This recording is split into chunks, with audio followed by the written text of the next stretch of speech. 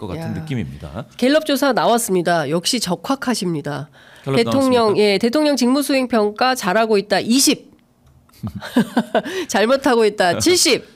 제가 틀렸습니다. 20% 나왔고요. 역대 최저치를 다시 또 갱신을 했습니다. 지난 그 10월 3주차 조사에서 22% 찍었었는데요. 20%로 2%포인트 하락했습니다. 아니, 야 거의 그 우연이죠. 제가 맞춘 거는 뭐 항상 우연입니다. 예지력이 있는 요새 예지력이 그 유행어여가지고 그 그렇군요. 역소리는 아니시죠? 전혀 아닙니다. 네. 할 걸 그랬네요.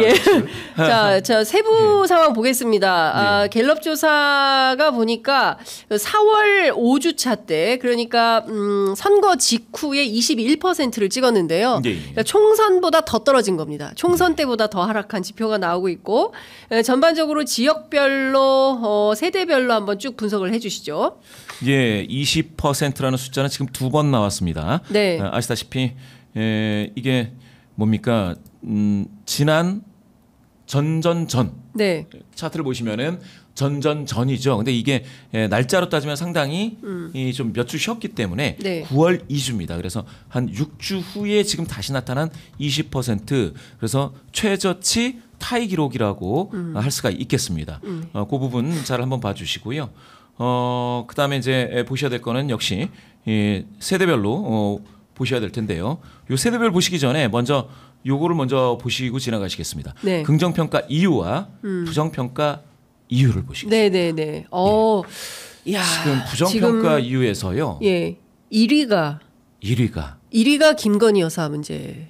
됐습니다. 제가 한번 말씀드린 적이 있습니다. 이러다가 지난주에 2위였거든요. 지난주에 1위가 경제민생 물가였는데 이번 주에 1위로 바뀌어버렸네요. 15%. 어떻게 보시는지 모르겠습니다만 지난주에 말씀 주셨었습니다. 이러다가 김건희 여사 이슈가 정말 1위가 되는 게 아니냐 이런 말씀 주셨는데 진짜 그렇게 됐네요. 저도 역술이는 아닙니다. 역술을 해야 될지 지금 다들 맞추고 계신데요. 하여튼 상황은 지금 이와 같이 흘러가고 있습니다. 그러니까 최대의 그가 대한민국에요. 지금 최대 이슈가 김건희 이슈인 거예요. 김건희 여사 이슈인 거고 본인 문제로 이렇게 난리가 났는데도 대외 활동은 다시 시작을 했다. 대통령의 태도는 뭐가 문제냐? 문제 있다고 생각하는 거 적어서 비서실장에게 제출해라. 이제 이런 태도인 건데요. 그렇습니다.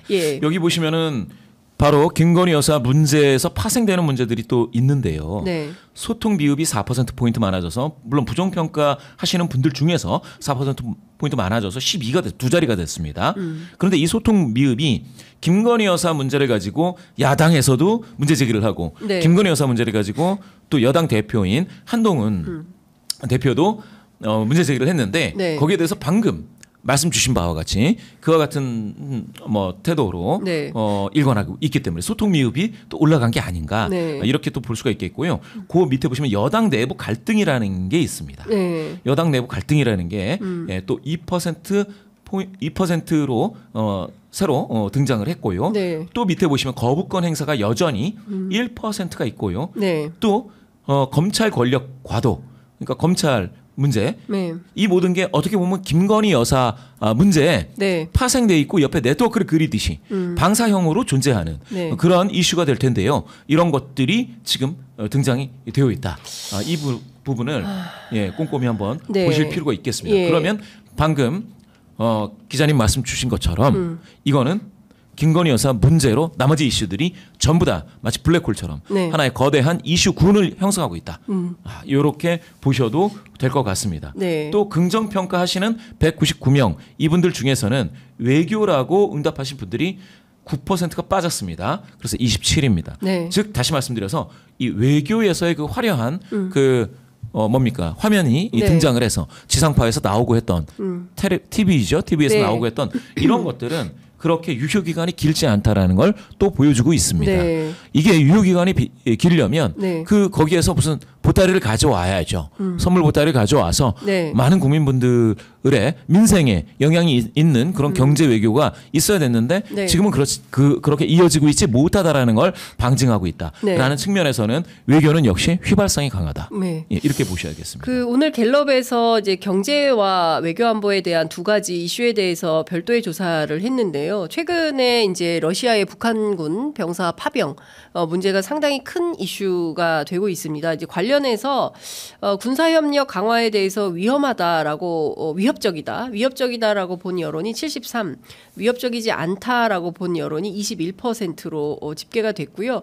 특히나 어제 윤석열 대통령이 처음으로 우크라이나에 대해서 살상무기 지원 가능성을 첫 번째로 언급한 오늘 중앙일보를 포함한 보수 언론들 그리고 모든 언론들이 세게 보도를 하고 있는데요.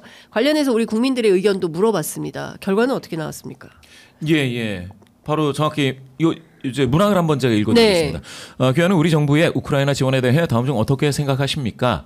여기서 이제 선택지가 군사적 지원, 무기 등 군사적 지원을 해야 한다. 의약품, 식량 등 비군사적 지원만을 해야 한다. 어떠한 지원도 하지 말아야 한다. 이렇게 해서 이제 순차적으로 이걸 돌려서 네. 선택해 했는데요. 군사적인 지원, 즉 무기 등 군사적 지원을 해야 한다가 15%입니다. 그러니까 제일 낮은. 지원하지 말아야 한다가 제일 낮고요. 예. 군사적 지원은 15%에 불과합니다. 예. 의약품, 식량 등 비군사적 지원만을 해야 한다. 72%입니다. 요거는 좀 눈여겨봐야겠네요. 네. 왜냐하면 군사적 지원을 해야 된다 15%는요. 예. 이 같은 조사에서 대통령 긍정률이 5%이지 20%이지 않겠습니까? 네. 그러니까 5%포인트 더 적다라는 거를 눈여겨 보실 필요가 있겠습니다. 네, 잠시만요. 이번 주의 조사는 무기 등 군사적 지원을 해야 된다는 13%.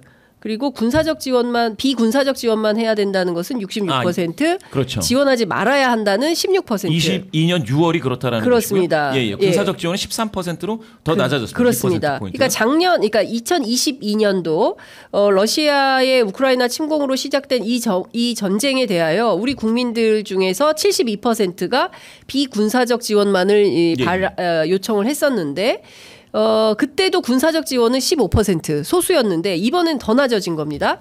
무기 등 군사적 지원은 13%만 지지하고 있고 비군사적 지원을 해야 된다. 인도주의 지원 뭐 이런 거. 뭐 모포 침낭 이런 거 보내는 거죠. 그런 것들은 뭐 66% 정도 지원할 수 있다. 아예 하지 말아라가 이제 16% 정도 되는 건데 이걸 보면은 그 살상무기 지원하면 안 됩니다. 국민 여론은 하지 말라는 거예요.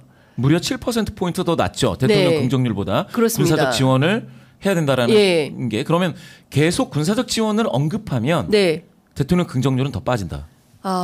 이게 하방 압력이라는 거죠. 네. 그러니까 비군사적 지원. 여기서 얘기한 건 의약품과 식량이거든요. 네. 이런 것만 지원해야 된다라는 이야기를 계속해야 사실은 긍정률에 도움이 될 텐데 군사적 지원, 무기 얘기가 나왔단 말입니다. 그러면 이거는 긍정률에 하방 압력이 되는 것이죠. 그리고 심지어 지금 뭐 이따 잠시 후에 추미애 의원님 모셔서 저희가 그 국회 국방위 현안 등에 대해서도 이제 여쭤볼 예정인데요.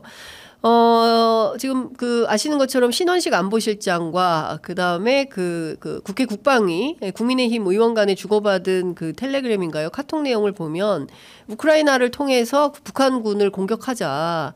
뭐 검토해보겠다라는 내용이 나와 있어서 굉장히 많은 국민들에게 충격을 주고 있는 상황이거든요. 그러니까 경우에 따라서 대통령이 이상한 방향으로의 결단과 결심을 할 경우에 이게 한반도의 어떤 또 다른 추가적 위험이 생기는 것은 아닌가에 대한 걱정이 커질 수밖에 없는 것입니다. 그렇죠. 러시아 입장에서는 그러면 대한민국이 적국으로 참전을 하는 것이냐를 묻게 될 텐데요. 그렇습니다. 그거는 한번 생각을 해봐야 됩니다. 러시아는 사실은 극동지방에선 저희하고 아주 가깝게 우리나라와 이제 있고 핵 보유국이기도 하고요.